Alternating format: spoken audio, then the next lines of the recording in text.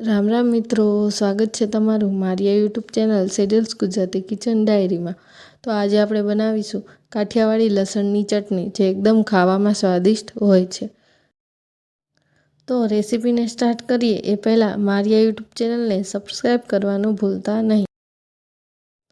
શાકનો સ્વાદ વધારતી અને રોટલા સાથે ખાવામાં આવતી આ ચટણીની સામગ્રીને આપણે જોઈ લઈએ। આ સામગ્રીમાં આપણે 15 થી 20 નંગ જેટલી લસણની કળી,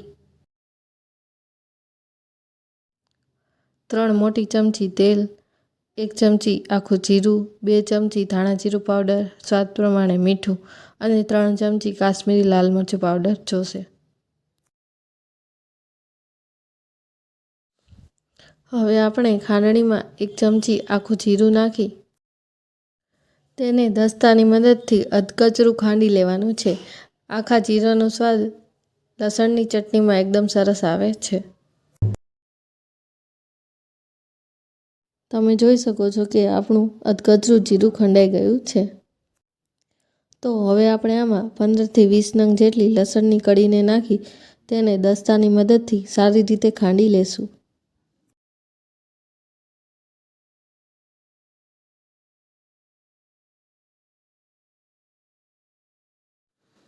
તમે જોઈ શકો છો કે આ લસણ હવે સારી રીતે ખંડાઈ ગયું છે।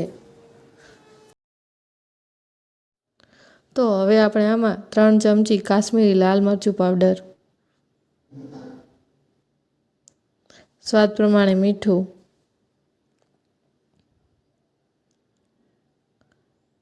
2 ચમચી જેટલું ધાણા જીરું પાવડર નાખીને દસ્તાની મદદથી આ બધી જ વસ્તુને ખાંડી લેવાની છે।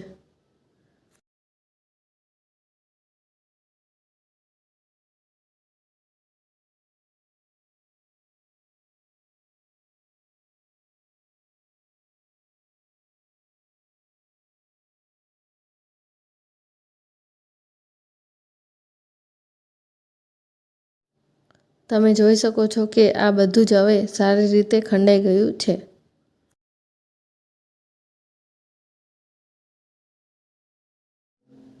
તો હવે આપણે આને એક વાટકીમાં કાઢી લેશું।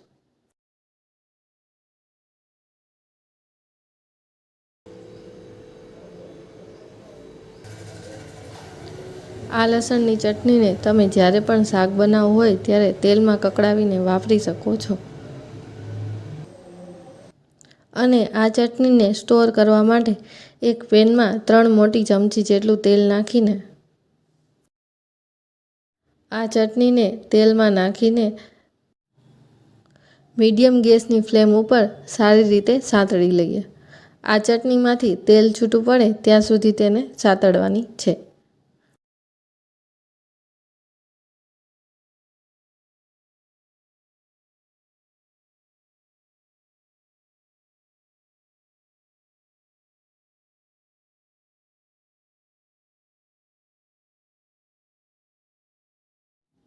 એકથી 2 મિનિટ બાદ તમે જોઈ શકો છો કે આ ચટણીમાંથી તેલ છૂટું પડી ગયું છે। તો હવે આપણે આ ચટણીને એક બાઉલમાં કાઢી લઈએ। આ ચટણીને તમે કોઈ પણ કાચની ડબ્બીમાં રાખીને ફ્રીઝરમાં 15 થી 20 દિવસ માટે સ્ટોર કરી શકો છો। તો તૈયાર છે આપણી કાઠિયાવાડી લસણની ચટણી। જો તમને મારી આ રેસીપી પસંદ આવી હોય તો લાઇક, શેર અને સબસ્ક્રાઈબ કરવાનું ભૂલતા નહીં અને બેલ આઇકનને દબાવજો, જેથી મારા દરેક વિડીયોની નોટિફિકેશન તમને મળતી રહે।